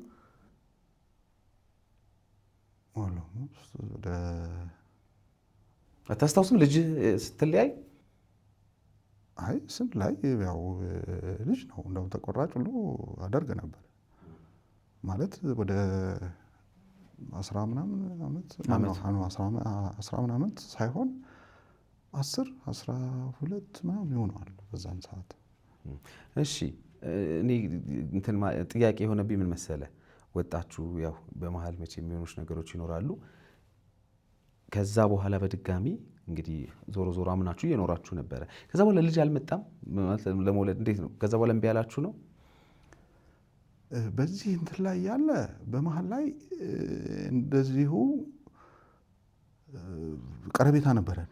ምክንያቱም የእሷ እስከ ትዳር አልያዘችም፣ ቆይ አይደለም እያልኩ ያለሁት እኔ እዛው ትዳር ውስጥ ነው ያለው። ኦኬ እሺ፣ እዛው ሳትወጣ ሳትለያዩ ከ2004 በፊት ነው የኔ ጥያቄ። እዛ እየኖራችሁ ድጋሚ ልጅ ለመውለድ አልሞከራችሁም ወይ ነው ወይስ እምቢ ብሏችሁ ነው ጥያቄ? በቃ ከዛ በኋላ አልወለድንም። ግንኙነት ታደርጋላችሁ፣ ልጅ የለም? አዎ ልጅ የለም። ምን አለ ያያችሁ ታዲያ? በቃ ነገሮች እኔ በልቤ ላይ ያለው አሁን ቅድም ልቤ ላይ የነበረው ይህንን ተቋም መፍጠር ነው። ይህንን ተቋም ማገዝ ነው ባለኝ አቅም። ያው ውስጤ አባቴ የቀረ እሱን ሳላግዝ እሱን ሳረዳ ያው የቀረ ሀሳብ ስላለኝ ያንን ሀሳብ የእሷን ድርሻ ተካፈል፣ አንቺ የራስሽን ኖሪ እኔም የራሴን እኖራለሁ ብዬ በዛች ላይ ነው የፈረሰው። አዎ ቦታ ተካፈልን። ቦታው ሰፊ ስለሆነ ተካፍለን በዛች ላይ ድርጅቱን ከፍቼ አገልግሎት እየሰጠው ነበር። የምን ድርጅት? አረጋውያኖች መርጃ ማዕከል፣ በጎ ስራ ለራስ አረጋውያንና የአእምሮ ሕሙማን መርጃ ማዕከል ይባላል። እሺ የኔ ጥያቄ ምን ያገናኘዋል? አብራችሁ ናችሁ ተቋሙን መመስረት አይቻልም ነበር? አይ ያው ይሄ ነገር እየሰረጸ በመሀላችን ላይም እንደዚህ ስምምነት እየጠፋ ሲሄድ ያው እኔም በውስጤ እንትን አለ ነው በቃ መለያየት አለብን ብዬ ያው እንደማንኛውም ማመልከቻ ፍርድ ቤት እንትን አስገባው። አንተ ነህ ፍቺ የጠየኩት እኔ ነኝ። ከዛ ተለያያችሁ? እሷም አልቃወምም አለች። ያው ውስጣችን ተጎዳድተን ስለነበረ ያው እሷም አልቃወምም አለች። ፍቺው ወዲያውኑ ጸደቀ። በጣም ጥሩ። እሺ እንግዲህ ትዳር ፈረሰ። ከዛ ደግሞ በጥርጣሬ ውስጥ ያለ ልጅ አለ፣ የኔ ነው አይደለም የሚል አይደለ? ይሄን ሳታረጋግጥ ነው ወይም እልባት ሳታገኝ ነው ትዳሩን የፈረስከው? እሺ ስለዚህ አሁን ጥያቄ ግልጽ ነው። በቃ ልጄ የኔ አይደለም የኔ እንዳልሆነ ይሰማኛል ነው እና ምን አለች? ይሄን ጥያቄ ስታነሳለት አሁንም 3-4 ጊዜ ሰው ልክ ያለው ሽማግሌ ልክ ያለው እንዳይደርስብን አንደርስበትም እንጂ ራሱ ነው አንመረመርም የሚል ነው። ስለዚህ አሁን አንተ ምን ፈልገህ ነው በዚህ ጉዳይ ላይ መጣው? እኔ ያው እንደ ማለት እሱም አባቱን ማወቅ አለበት። እኔም ደግሞ ፍሬ ከሆነ ፍቅሬን የበለጠ ጨምሬ በተፈጠረው በጥርጣሬ ይቅርታ ጠይቄ ሰው ነኝና እሳሳታለሁ። ሰው የማይሳሳተው ስጋ ለባሽ ነኝና የማይሳሳተው ፈጣሪ ብቻ ነው እና በዛ ተጸጽቼ ክሼ ልጄን ማድረግ የሚገባኝን እንደ አባትነት ማድረግ ያለብኝን ለማድረግ ነው። ያው የኔም ካልሆነ ያው እንደ ማንኛውም እንደ ወንድሙ እንደ ማንኛውም እንትን ሆኜ ከጎኑ ልቆም ዝግጁ ነኝ። ስለዚህ እንግዲህ ጥሩ ሀሳብ ነው። ምክንያቱም በቃ ሰው ነኝ፣ ልሳሳት እችላለሁ። ከተሳሳትኩም ይቅርታ መጠየቅ እፈልጋለሁ፣ ፍቅሬን ልሰጠው እፈልጋለሁ። ግን ይሄ ካረጋገጥኩ ልጅነቴን ካረጋገጥኩ፣ ካልሆነ ደግሞ ያው የእስካሁኑ ጥያቄ ይሄም ያው ልጅህ ካልሆነም ይመለሳል ዞሮ ማለት ነው። እንግዲህ ሀሳብህን እኔም ተመልካቾችም ተረድተናል። እንግዲህ ለእሷ ደግሞ ጥያቄውን አቅርበን ያው በእርግጥ በፍርድ ቤት ሄዳችሁ ምናምን የመጠየቅ እንትኑ አለ፣ ግን በስምምነት ሲሆን ጥሩ ነገር ነው እና አይ ቲንክ እሷም ለዚህም ፈቃደኛ ትሆናለች ብዬ አስባለሁ። ልጁ ዲኤንኤ ወይም የዘረመል ምርመራ እንዲያደርግ። ጥሩ። አዎ አሁን በዚህ እንትን ላይ ደግሞ በመሀል ላይ እንደዚሁ አንድ ወደ እሱ ልገባ ነው። ይሄኛውን ጨርስ። ስለዚህ እንግዲህ በ12 ዓመቱ ነው ልጅህን የተለያየኸው። ከዛ በኋላ እሷ ጋር ነበረ ልጁ የሚያድገው። ታየዋለህ? ከዛ በኋላ እንደው የማየት እድሉ ምናምን ነበረ? አያለሁም አግዛለሁም እንጂ አሁን እንደ ወንድ የተቸገረችው ነገር ካለ ከጎኗ ነኝ። ከዛ በኋላ እሷስ ትዳር መሰረተች? ቤተሰብ አልመሰረተችም። ልጅ ወለደች? አዎ አንድ ልጅ ወልዳለች። ከዛ በኋላ ወለደች? አዎ ከዛ በኋላ ወልዳለች። ግን የምታስጠራው በእኔ ስም ነው። አሁን ነው ያወቅኩት። ሁለተኛውን ልጅ አንተ በሌለበት አንተ ከወጣ በኋላ? አዎ አሁን በእኔ ስም ነው የሚጠራው። አሁን በቅርቡ ነው ያወቅኩትና እንዳውም እንዴት አንቺ እንደዚህ ታደርጊያለሽ? እንዴት በእኔ ስም ታደርጊያለሽ? ሌላ ሰው ያው የሚገባ የሚወጣ ነበረ። ያው በእይታ ነው፣ ስለገባ ስለወጣ አይደለም። ግን ጭራሽ ከኔ ጋር ሪሌሽኑ የላትም። ምንም እኮ አንተን እኮ የሚመለከት ጉዳይ ለምትዳራ እና ተስፋዬ አሁን ምንድን ነው ብለው ሰው ሲጠይቃት አይ እኔ ዘሬ እንዳይበላሽ ማለት ሌላ ሰው ሶስተኛ ሰው ሌላ ሁለተኛ ሰው ማግባት ስላልፈለግኩ ልጄ በአንድ አባት እንዲያድግ ነው ብላ ነው መልስ የሰጠችው ለሽማግሌዎች። ከዛ በኋላ እኔም ስለዚህ እንዳንተ ጥያቄ እነዚህ ሁለት ልጆች ዞሮ ዞሮ በአንተ ስም እየተጠሩ ነው፣ ግን ሁለቱም ልጆች ያንተ ላይሆኑ ይችላል። ሁለተኛው ኦብቪየስሊ አንተ አይደለም። እንግዲህ አንተ እያልከኝ እንደው ከትዳር ከወጣ በኋላ ስለፈር አንደኛው የመጀመሪያው ልጅ ግን የኔ ሊሆን ይችላል፣ ግን ላይሆንም ይችላል ነው እያልክ ያለው። እንግዲህ ይሄ ውጤት በጣም እንግዲህ ሁላችንም እንግዲህ ለመስማት መጨረሻውን ለማወቅ እንጓጓለን። ከዛ በኋላ ግን በጣም የሚገርመው ህይወትህ ተመሳሳይ ነገር ደግሞ ተፈጠረብኝ አልክ። ምንድን ነው እስኪ ደግሞ እሱ? አዎ ከሁሉም የሚያሳዝነኝ ይሄንኛው ነው። ምክንያቱም እንደ ጓደኛ ቀረበችኝ፣ እኔም ቀረብኳት። ያው ድርጅቱን ታግዘልኛለች። እኔ ጭንቅላቴ ያለው እዛ ተቋም ላይ ነው። ተቋሙ ነገ ብዙ ሰዎች እንዲሰበስብ ብዙዎች መጠጊያ የብዙዎች ሰዎች ቤቱን ራሱ እስከ መስጠት ማለት ያው ህጋዊ ስላልሆነ ውድቅ ያደረገው ፍርድ ቤት እንጂ ሙሉውን ተቋሙ ህዝብ ከጎኔ እንዲሆን እና የኔ ሀሳብ ለመስጠት ቤቱን ለመስጠት ዝግጅት ላይ ያለው ነው። አሁን የተለያዩ ተቋማት ላይ ራሱ ያው ህጋዊ ስላልሆነ ያው ፍርድ ቤቱ ውድቅ አደረገው ስጦታዬን እና እኔ የምፈልገው ይሄንን ነው። ይሄንን ተቋም መፍጠር ነው። የኔ ትልቅ መልእክት አለው፣ ትልቅ ሀሳብ አለው እና ይሄንን ተቋም ማሳደግ ነው የምፈልገው። ከዛ በፊት ከእሷ ጋር የፍቅር ግንኙነቱን ከመጀመር በፊት ከቀድሞ ባለቤት ጋር ስትለያይ ንብረት ስትከፋፈሉ እዛው አንድ ላይ ነው ግቢ ቆርጣችሁ እዛው ነው ፍርድ ቤት ነው ትተያያላችሁ? ዞሮ ዞሮ ስትወጣ እሷን በሯ ለብቻ ነው፣ እኔም በሬ ለብቻ ነው እና ነው ይቺ ልጅም ደግሞ እንዳይሰማት ወይንም ደግሞ እንደው ነገና ሌላ ሀሳብ እንዳታመጣ ብዬ የቦርድ አባል ነው ያደረግኳት። የቦርድ አባል አድርጌያታለሁ። ለማንኳት እሺ አለች። የቦርድ አባል አድርጊያት ጥሩ እንትን ላይ ነው የነበር ነው። በስተመጨረሻ ላይ ግን ያው ዓላማቸው ሌላ ነው። ድርጅቱን እስከ ማጥላላት። ቆይ ስለ ድርጅቱ እንመጣለን፣ ችግር የለውም። አሁን ከእሷ ጋር ተለያየህ፣ ስራህን እየሰራህ ነው። ድርጅቱን ለአባቴ እንግዲህ ማስታወሻ ይሆናል ብለህ አረጋውያንና አእምሮ የሚደግፍ ነገር መስርቼ እየሰራሁ ነው አልክ። በዚህ መሀል ነው የተዋወቃችሁት ከዚህ ልጅ ጋር ከሁለተኛዋ ጋር? እዛው አንተ ጋር ነው የምትሰራው ነው ወይስ ተዋወቃችሁ? እንዴት ነው ንገረኝ። በውጪ ነው ግን ከእሷ ጋር ጓደኛ አደረገቻት። ከአንተ ጋር ከሆነ ትውውቃ ከእሷ ጋር በምን ተገናኙ? ተቀራረቡ። ያው የምልህ አንተ ውጪ ነው የምትለው፣ ግን ቀድሜ ስለ እሷ በደንብ ታውቃለች፣ አስረድቻታለሁ። ከተዋወቃችሁ በኋላ ቤት ገባች፣ እየመጣች ሄደች። ያማ ድርጅት ሆኗል እኮ አሁን በእንደዚህ አይነት መልኩ የምታስብበት ቤት አይደለም፣ ግን ጓደኛዬ ናት። ቆይ አሁን ካልካት ጓደኛ ጋር የትና እንዴት ተዋወቃችሁ? ትራንስፖርት ላይ እንተዋወቅ ነው፣ ባቡር ላይ እንተዋወቅ ነው። ባቡር ላይ ተዋወቀን። እሷ ሰፈሯ ወደ ጨርቆስ አካባቢ ነው። እኔም የሆነ ስራ የኮንስትራክሽን ስራ ወደ እዛ አካባቢ ነው መሰለኝ ያገኘሁት እና ትራንስፖርት ላይ ነው ባቡር ላይ ተዋወቅን። ስልክ ተለዋወጥን። ያው እንትናችን እየቀረበ መጣ። ያው ያለኝን እንዲህ ነው የማስበው፣ ይሄንን ድርጅት ለማሳደግ ይሄንን አግዘፌ ትልቅ ደረጃ ላይ ማድረስ ነው የምፈልገው፣ ይሄ የልጅነት ህልሜ ነው ይህንን ሀሳብ ተረዳችኝ። እኔም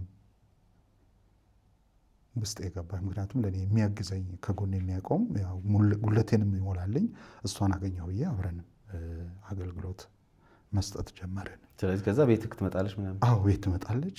ሌላ ግንኙነት ስንፈልግ ያው እንደ ማንኛውም ወተን ነው ግንኙነታችን የምናደርገው። ምክንያቱም የአረጋውያኖች መርጃ ማዕከል ሆኗል። ቤትህ ድርጅት አድርገዋል? ድርጅት ሆኗል። እሺ። ስለዚህ ቤትህ ድርጅት ከሆነ ከዛ ከጎን ደግሞ የቀድሞ ባለቤት አለች። ስለዚህ አንተና አዲሷ እጮኛ ስትመጡ ድርጅቱ ጋር ስትመጡ እሷ አየቻትና ተዋወቁ ነው? አዎ ተዋወቁ። በምን እንደተዋወቁ እግዚአብሔር ያውቀው። ግን ኖ አንቺ ልጅ ይቺ ልጅ ጋር ተይ እኔ እንዲህ እያደረገች ነው። የቦርድም አባል ነበረች። እንደገና አሁን ያንን የቦርድ እንትን አሻሽለን እንደገና ሌላ አሁን ሊረዱን የሚችሉ ተጨማሪ ሰዎችን አገኘሁና ጥሩ ደህና ሰዎችን አገኘሁና ነው እነሱ ነው በቃ እንደዚህ ነው አሁን እንትን እየፈጠረችብኝ ነው። ስለዚህ እግዚአብሔር ፍቃዱ ሆኖ ቦታ መንግስት እስከሚሰጠን ድረስ ይህንኛውን ለድርጅቱ ሰጥቻለሁ የኔን ድርሻ እና እኔ አሁን ስለ ቤቱ ህጋዊም ይሁን አይሁንም ግን ለተቋሙ ሰጥቻለሁ። ድርጅቱ እንዲያድግ ነው የምፈልገው ብዬ ይህን ነገር ካትገባኝ አሁን የጠየኩ የእሷና የሁለቱ ትውውቅ አላውቅም። ተዋውቀዋል። በኋላ እሷም መምጣት ጀመረች። ለምን ግን ሁልጊዜ ታይ አንቺ ከዚች ልጅ ጋር አሁን ጥሩ ስሜት ላይ አይደለችም። ሬዲ አሁን ሳይ የድርጅቱ እንዲቀጥል የምትፈልገው አይደለም። ምክንያቱም እኔ ለግሌ አይደለም ይህንን ተቋም የከፈትኩት በቃ ውስጤ የነበረው ውስጤ ያለውን ነው እየሰራ ያለሁትና እባክሽ ከዚህ ሴት ጋር አትግጠሚ። አሁን ለካ እነሱ በስውር አብረው ብዙ ነገር ሄደዋል። እስቲል እንደው መጥቀስ ከተፈለገ አባዶ ሆኖ የምትኖር የነበረው እንደኔው ባለትዳር ለረጅም ጊዜ አብራ የኖረች ያው ስም መጠቀስ ስለሌለበት አብራ የምትኖር ትዳር አላት። ትዳር ያላት ነው ከኔ ጋር እሱ ሳይኖር ነው እኔ ጋር የምትመጣ የነበረው። ማቺ አሁን የተወካት አዎ በነገራችን ላይ በህይወት የለችም። ያው ወኪል ግን አሉ። ገባኝ። ታዲያ ምንድን ነው የተፈጠረው? ማለት አሁን በፍርድ ቤት ላይ ነው ያለ ነው። በፍርድ ቤት ላይ ክስ አመጣችልኝ። እንደ ባልና ሚስት አብረን እኖራለሁና ሀብት ያካፍለኝ ትመጣለች። ከዛ ተዋወቁ አልከኝ። ከእሷ ጋር ተዋወቁ። ችግር የለም። ዞሮ ዞሮ እናንተ ግን ያው ጋብቻ አልፈጸማችሁም እንጂ ጓደኛማቾች ሆናችኋል ኦልሬዲ። አዎ ጓደኛማቾች ነን። እሺ አብራችሁ መኖር ምናምን አልጀመራችሁም? አልጀመርንም። እሺ አልጀመርንም። እሷ እንትን ላይ ጉርድ ሾላ ቤት ነበራት። ቤቱ የተከራይታ ነው። ያንን አከራይታው የአባዶን አከራይታው ነው ወደ ጉርድ ሾላ ተከራይታው የነበረ። እኔ የምሄደው እሷ ጉርድ ሾላ ነበረች። ቤት እኮ አልገባችም። ውጪ ነው የምትገናኙታችሁ? ግንኙነታችን ውጪ ነው። አዎ የምትገባው ለአረጋውያኖችን ለማየት ለመንከባከብ እንጂ ቤት ውስጥ አልገባችም። እና ጉርድ ሾላ ግን ተከራይታ ማለት ያንን አከራይታው የአባዶን አከራይታው ባለ 3 መኝታ ቤት ነው። አባዶ አከራይታው ወደ ጉርድ ሾላ ተከራይቶላታል። እኔ አላውቅም። እኔን ለባሏ የሚያውቀው ወንድሟ እንደሆንኩ ነው። ቆይ አሁን ተዋወቃችሁ፣ በቃ ከእሷ ጋር ፍቅር ጀመርክ? ፍቅር ጀመርን። እሺ ፍቅር ጀመራችሁ። ዞሮ ፍቅር ጀመራችሁ። ቤተሰብ ምናምን አላስተዋወቅም? አንተ ለምሳሌ ያቺኛዋን ጎረቤት የቀድሞ ባለቤቴ ብለህ ነግረሃታል። እሺ የእሷን ቤተሰቦች ምናምን አልተዋወቅም? እንዲሁ ዲቴል ወደ ውስጥ አልገባሁም። ግን ያው ባሌ ነው ብላ ወንድሞቿ ይመጣሉ። እዛ ጉርድ ሾላ የሆነ ዝግጅት ስታዘጋጀው ምናምን እሄዳለሁ እዛው ያለውን ግን እኔነቴን አውቀውኛል ወንድሞቿ። እናትየውም ስትወልድ ያው እዛ ቤት ጉርድ ሾላ ያለች ነው ልጅቷ የተወለደችው። ስትወልድ እንዳውም ይዣት ቆይ ከመውለዷ በፊት አሁን እናንተ ጓደኛ ሆነች? በቃ የኖርክ ነው አይደል? እንደ ጓደኛ እንደማንኛውም ነው። ስለዚህ አንተ ደግሞ ያው ቀድሞ እንዳገባህ ልጅ እንዳለህ ታውቃለች። እሺ እሷ እንደዚህ አይነት ነገሮች ውስጥ ምናምን አልነበረች? ጠይቃታል ስትጀምሩ ገና ግንኙነታችሁን? አዎ። ምን አለች? ምንም አይነት ሰው እንደሌላ ጓደኛዋ ሌላ ጓደኛ እንደሌላት ነው ምን የምትነግረኝ። እሺ ምን ያህል ጊዜ ቆያችሁ በፍቅር? በፍቅር አንድ 6 ዓመት እንደዚህ ሆነ። 4 ዓመት። ወለዳችሁ? አዎ ወለድን። በስንተኛ ዓመታችሁ? ኦልሞስት እንግዲህ በ3 ዓመት ይሁን አላስታውስም። ያው ልጅቷ ተወለደች። አሁን 8ኛ ዓመቷ ነው እና ተወለደች። ያው እንደማንኛውም አባት ድርሻዬን ተወጣው። ስትወልድ ራሱ በመኪና ይዤ ጤና ጣቢያ ነው ተወለደችው። ጤና ጣቢያ ደርሼ እንደገና ያው የልብ ኬዝ ስለነበረባት እኔ አላቅም የልብ ኬዝ መኖሯን በኋላ ነው ያወቅኩት። ለካ ያው የልብ ኬዝ ልክ ከወለደች በኋላ እኔ ደግሞ በዛን ሰዓት ሌሊት አዳር ነበር የምሰራው እና እንቅልፍ ጣለኝ። ቤት ሂድ በቃ አንተም ተኛ አሉኝ እናትየው። ሄጄ ወደ ቤት ተኛው። ለካ በዛን ሰዓት ፌንት ሰርታ ወደ ሆስፒታል ይዘዋት ሄዱ። ሆስፒታል ይዘዋት ሄደው እኔ የምለው ለምን አልተጋባችሁም? ማለት እስከ መውለድ ደረጃ ከደረሳችሁ? አዎ ያልተጋባንበት ምክንያት ይሄ ድርጅት ገና እየወጣ ነው ያለው። የኔ ጋብቻችንም በድርጅቱን ሲመረቅ ወይም ደግሞ ያው ሰዎችን ስጋብዝ የዛን ሰዓት አደርገዋለሁ የሚል ነው። እሺ ልጅ ተወለደልህ፣ እንዴት ነበር ስሜቱ? ሴት ልጅ እንግዲህ መጀመሪያ ወንድ ልጅ ተወልዶልህ ነበረ። ዞሮ ዞሮ የተወሰነ ዓመት እንግዲህ ልጄ ነው ብለህ ኖረ። ከዛ በኋላ ነው ይሄ ምስቅልቅል የተፈጠረው። እዚህ ጋር ግን እያወክ ነው እንግዲህ ልጅ የተወለደልህ። ስለዚህ ደስታ ነው ያለው ብዬ አስባለሁ። እንዴት ነበር? በጣም ከምነግርህ በላይ እግዚአብሔር በቃ ለሱ የሚያልቀውን እንትን ሰጥቶኛል። በቃ ከዚህ የበለጠ ምን እንትን እላለሁ የሚል ነው። አሁን ይቺ ልጅ በቃ ስታያት ታሳዝናለች፣ በጣም ታሳዝናለች። እኔ የፈጠሩን መገለጽ አይደለሁም። ልጅቷ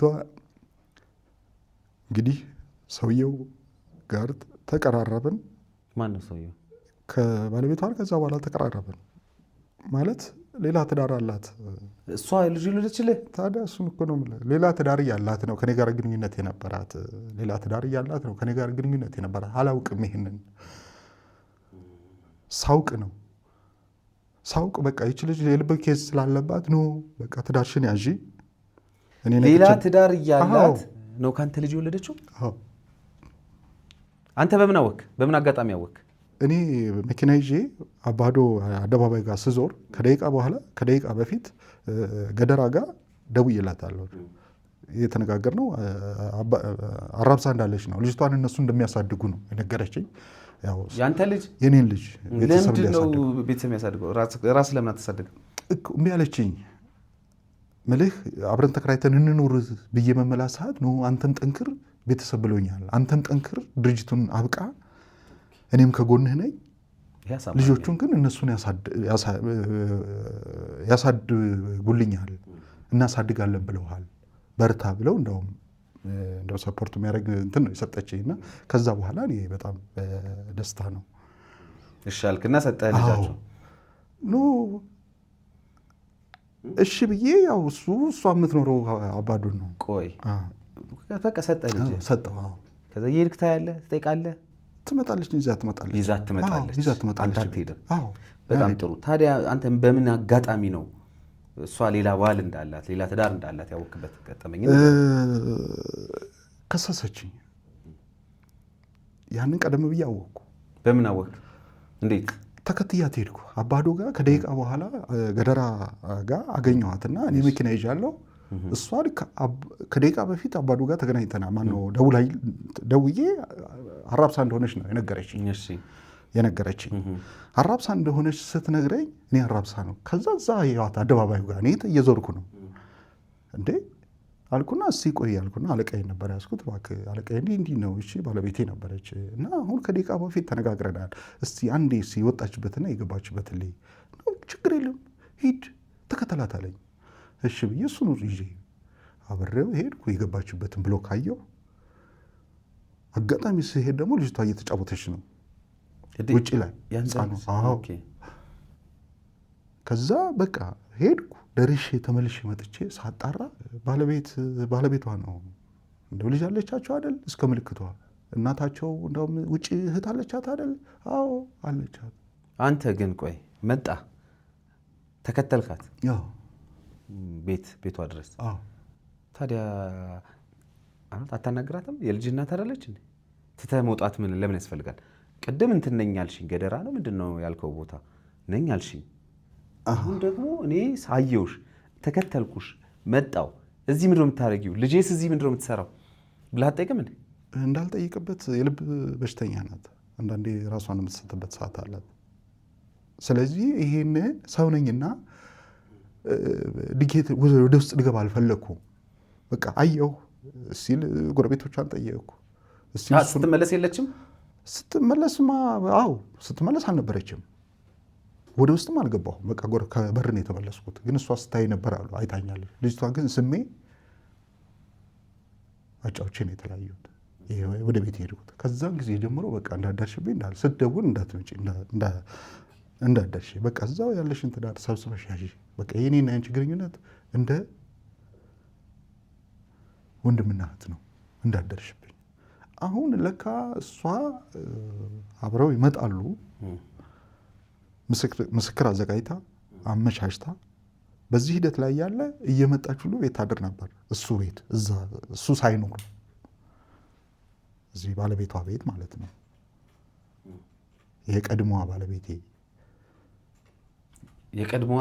ባለቤቴ ቤት ድረስ መጣ። እንደውም ታድራለች እንትን ይላሉ። ስለዚህ ሁለት የቀድሞ ባለቤቶች እኮ ነው እነሱ። አዎ። ስለዚህ ምስክር ሁለቱ እናትና ልጅ ምስክር ሆኗል። ለምን ከሰሱት? ለምን ብላ እንደ ባልና ሚስት አብሬ እኖራለሁና ሀብት ያካፍለኝ ንብረት አፍርቻለሁ። እንግዲህ ድርጅት ስለ ልጅ ተነስቷል። ስለ ልጅ አልተነሳም። ስለዚህ ልጅቷ ያንተ አይደለችም ማለት ነው።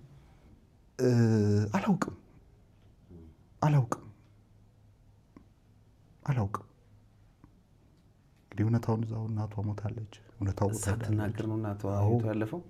በዚህ ሂደት ላይ ዲኤንኤ ትመርመር ልብዬ በህግ እንትን ላይ ነው ያለው። በእርግጥ የእሷን ችግር የለም። ስትሞት ግን አንደኛ ሰው አፍን ከተከተቱኝ እሱ ነው የገደላት። እኔ እንዴት ምን ስልጣን አለኝ? የሚያኖር መድኃኒዓለም ነው፣ የሚወስድ መድኃኒዓለም ነው። እኔ ሰው መገልም አይደለሁም። በራሷ በአንደበቷ እሱ ነው የገደላት። በወሬ አይደለም፣ በአይኔ በብረቱ በጆሮዬ ነው የሰማሁት። የቀድሞ ባለቤት። አዎ፣ ምክንያቱም ምስክር ናታ። እቺ ልጅ አሁን አብረን አልኖርንም፣ እየነገርኩ ነው። አብረን ሳንኖር ነው አብራ ኖራለች። እንዳውም እሱ አብራርቶ ነው እንዳውም ያሳደገችኝ እሷ ናት። እኔ ባለኝ አሁን መረጃ ይዤ መጥቻለሁ። ያሳደገችኝ እሷ ናት። ስለዚህ እነሱ የቀድሞ ሚስቶች የቀድሞ ባለቤቶች ጓደኛ ሆነዋል። በቃ እጅና ጓንት ሆኑ። አዎ። አሁን የስም ማጥፋት። ከዚያ አንተ አሁን እቺ ሁለተኛዋ ምን ሆነ አረፈች? የልብ ኬዝ አለባት። የልብ ኬዝ ነው እንግዲህ አላውቅም። ባለመጨረሻ ላይ አሁን እንትን ባለኝ ሰዓት እኔ በቃ እንዳትቀርበኝ፣ ምክንያቱም ወደ እኔ እንዳትመጣ፣ ምክንያቱም እዛ ጋር ትዳር ነው ያዘችው። ሰውየው ትልቅ ሰው ነው። ዲቴል ቁጭ ብለን አውርተናል። ከሰውየው ጋር አዎ። እና ስለ ህፃን አወራችሁ? አዎ። እኔ እንግዲህ ያው እምነቱ የለኝም። ያው ግን እኔ በእንትን ማለት ከፈረስ ላይ ወድቄ የዘር ፍሬ እንትን ሆኗል አለኝ፣ ማስረጃም አለኝ አለ። እሱ ያው እኔ ግን ያው እምነቱ የለኝም። ብዙ ጊዜ ስለተካድኩ እንግዲህ አላውቅም። ከእሱ ጋር ምን አወራችሁ? በቃ ይህንን ነው። ከዛ በኋላ መገናኘትም አልፈለግኩ። በቃ ከዚህ በኋላ መነጋገርም አልፈለግኩም። በቃ እውነታውን ነገረኝ። በቃ ስለዚህ ፍርድ ቤት እንደ ባልና ሚስት ኖረዋል ስትባል ምን መልስ አቀረብክ? እኔ አልኖርኩም ነው፣ በትዳር ዓለም ውስጥ አልነበርኩም። አንደኛ ትዳር ጋብቻ አልነበራችሁም እንጂ ዞሮ ዞሮ አብራችሁ ነበራችሁ። አብረን ነበርን እኮ ብለኸኛል። እኔ እኮ አብረን በፍቅር ነው እንጂ አብረን አልኖርንም። በፍቅር ነው አብረን የኖር ነው። በፍቅር ግን አብረን ኖረናል። ትመጣለች፣ ያው ማታ እንለያያለን። ያው እሷም ወደ ቤቷ ትሄዳለች፣ እኔም ወደ ቤት እሄዳለሁ። እኔም እዛው ከአባቶች ጋር እዛው አድራለሁ። ስለዚህ አንድ ቤት አልኖርንም። እሺ። ስለዚህ አሁን ጥያቄ እንግዲህ ሁለቱም በህይወቴ ውስጥ ያለፉት የትዳር አጋሮችና የፍቅር አጋሮቼ፣ የመጀመሪያው ባለትዳር ስለነበርክ የትዳር አጋሬ፣ ሁለተኛዋ ደግሞ እንግዲህ በጓደኝነት ያሳለፍኩ፣ ሁለቱም ልጅ ወልደዋል። ሁለቱም የወለዱት ልጅ ላይ እኔ ጥርጣሬ አለኝ ነው ያንተ ጥያቄ? አዎ። ሁለቱንም አታምንም? ኖ እችኛዋ እኔ እግዚአብሔር ያደርግብኝ፣ እችኛዋ የኔ ናት ብዬ ነው የማስበው። የኔ ናት ብለህ ታስባለህ? አዎ። እንድትሆን ነው የምትፈልገው? አዎ። እግዚአብሔር ያድርገው ነው። ግን እንጥልጥል ላይ ነው ያለው። አሁን የምልህ አላውቅም። እኔ ብትሆን ደስ ነው የሚለኝ በጣም ከምንም በላይ። ምክንያቱም ምንም የማታውቅ በልጅነቷ ነው 5 ዓመቷ ነው እሷ ያረፈችባት። ስለዚህ የእሷ ህይወት ከማለፉ በፊት ይሄ ሰውዬ ያንተና የሷን የፍቅር ግንኙነት ያውቅ ነበር? አያውቅም። ወንድሟ እንደሆንኩ ነው የሚያውቀው። ወንድሟ እንደሆንኩ ነው የሚያውቀው። ሲደውል ሁሉ ሲነጋገር ሁሉ ሰማለሁ። እሱም ደግሞ ወንድሜ ነው የምትለው፣ ለእኔ ደግሞ ወንድሟ እንደሆነ ነው። ስለዚህ ሁለታችሁንም ወንድም ሙቶ ቃሻ አድርገን ሙቶ ቃሻ አድርገን እኔ ያው ይሄ በፍርድ ቤት ኬዝ ላይ ያለ ስለሆነ እውነታ ስለሆነ ስለዚህ እንግዲህ ምናልባት እንግዲህ አድርገው እንዳልከው ልጅ መሆን እንደዚህ በዚህ ደረጃ የምትመኝ ከሆነ እንግዲህ ሁለቱንም ደግሞ እንግዲህ ውጤት ተመርምሮ ፈቃደኛ ከሆኑ እሷንም የሚያሳድጋት ወይም ኪሎ ችግር የለባቸው የመጀመሪያ ልጅህንም እናትየው እንግዲህ ፈቃደኛ ከሆነች አይ ቲንክ 18 ዓመት አልፎታል ነው ያልከኝ? የትኛው የመጀመሪያው 22 ዓመቱ ነው። እሱ ዳይሬክት እሱን እንትን ብትረያች ነው የምትመጣ አይመስለኝም። መሞከሩ ጥሩ ነው። እስቲ እንግዲህ ያለው ነገር እናጣራለን፣ መፍትሄ እንድታገኝ እንሞክራለን። በቀጥታ እንግዲህ መልእክት ማስተላለፍ የምትፈልገው መልእክት ካለ መልእክት አስተላልፍና እኛ የቻልነውን ነገር እንሞክራለን እነሱ ለማግኘት። አንተ መልእክት አስተላልፍ። እሺ፣ አመሰግናለሁ። ያው ትልቅ ነገር ነው የእናንተ ሚዲያ፣ በጣም ትልቅ ቦታ ሊሰጠው ትልቅ እውነት የብዙዎች ጭንቀት የብዙዎችን እፎይታ የሚሰጥ ተቋም ነው። ስለ ተቋሙ በጣም አመሰግናለሁ። ያው እንግዲህ የኢትዮጵያ ሕዝብ እንዲያውቀው የምፈልገው እኔ ሌላው አይደለም። እኔ ሰውን ምገል ሰውን ደግሞ ለሰው ክፋት ማሰብ ሰው አይደለሁም። እንግዲህ መሰረቴ ይታወቃል። እንግዲህ ይህንን ፕሮግራም አይታችሁ እንደው መልካሙን ለኔ ቀጣይ ህይወቴ የተስተካከለ እንዲሆን እንደው በእግዚአብሔር ዘንድ ጸሎት አድርጉልኝ። በጸሎት የማይፈታ ነገር የለምና ይሄንን ነው ማለት። አመሰግናለሁ። በጣም አይዞህ። እውነታውን እንድታውቁኛም የተቻለንን ጥረት እናደርጋለን። እግዚአብሔር ያግዝህ። አመሰግናለሁ ስለነገርከን ታሪክ፣ ስላካፈልከን ነገር አመሰግናለሁ።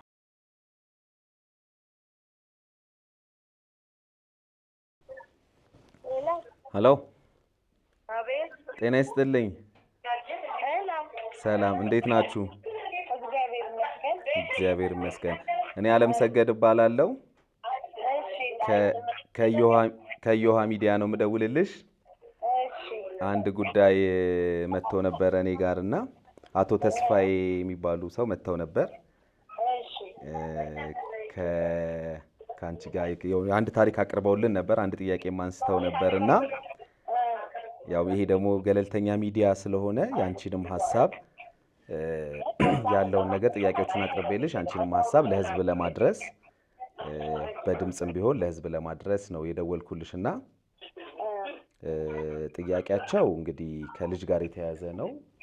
ከአንድ ልጅ አለን የደረሰ ልጅ አንድ የደረሰ ልጅ አለኝ ግን ጥርጣሬዎች አሉኝ የሚሉ ነገሮችን ያነሱትና ግን እንደው ከዛ በፊት እንደው የነበረ አሁን በእርግጥ ተለያይተናል የቀድሞ ባለቤቴ ናት ብሏል። እሳቸውም ይሄን ነገር አንስተዋልና ምንድነው የተፈጠረው እዚህ ላይ? መቼም እንደ እናት እኔ አንዱም ልጅ የለውም ከኔ ልጅ የለውም ተሳስቶ ትልቁ ልጅም የእሱ አይደለም።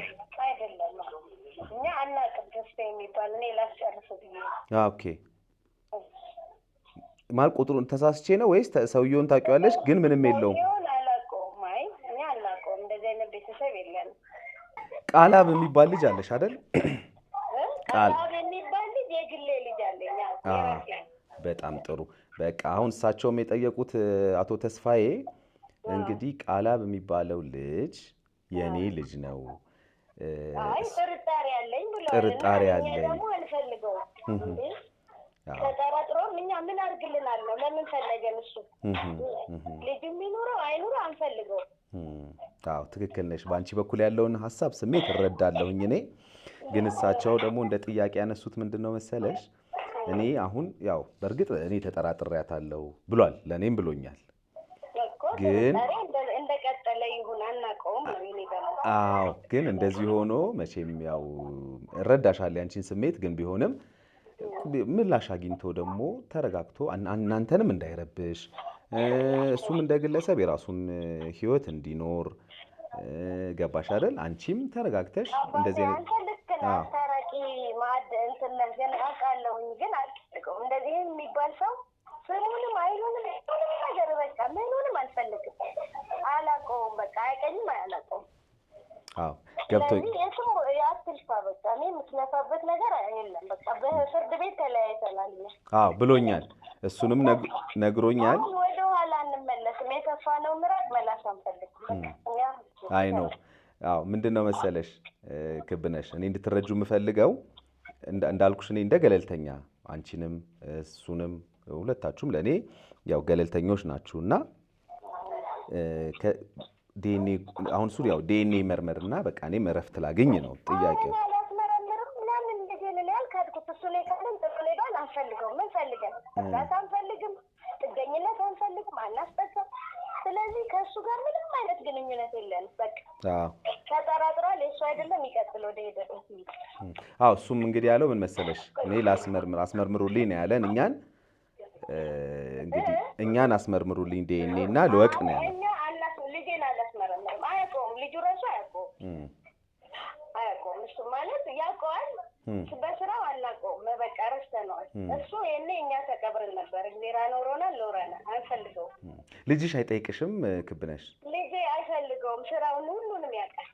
እሱ ነው ከኔ ይልቅ እንደውም እኔ እንዲጠጋ እሱ ጋር እንዲሄድ ሴቶችንም ሲይዝ እንደዚህ ሚስታለችን ብሎ ሲያስተዋውቀው አብሮ ይኖር ነበር። ሂድ እለዋለሁ እኔ መፍትሄ እሰጠዋለሁ። ልጁ ደርሶ 18 ዓመት ሆኖት ብዙ ነገር አስቀየመው።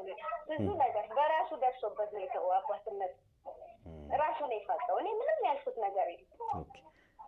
ስለዚህ አዎ እኔ አንድ ጥያቄ ብቻ አልጠይቅሽ። እኔ እናቶችን ብዙ ጊዜ አምናለሁ። አሁን በቃ እኔ እንድትነግሪኝ የምፈልገው አንድ ጥያቄ ብቻ ነው። ይሄ ልጅ የእውነት ለህሊናሽ እንድትመልሽልኝ የምፈልገው ቃላብ የአቶ ተስፋዬ ልጅ ነው አይደለም? ይሄን ብቻ ንገሪኝ አንቺ። አይ በህሊ ትክክለኛ እንኳን ቃላብ ትንሹም የሱ ነች። እኔ ሙሉ ለሙሉ አምናለሁ።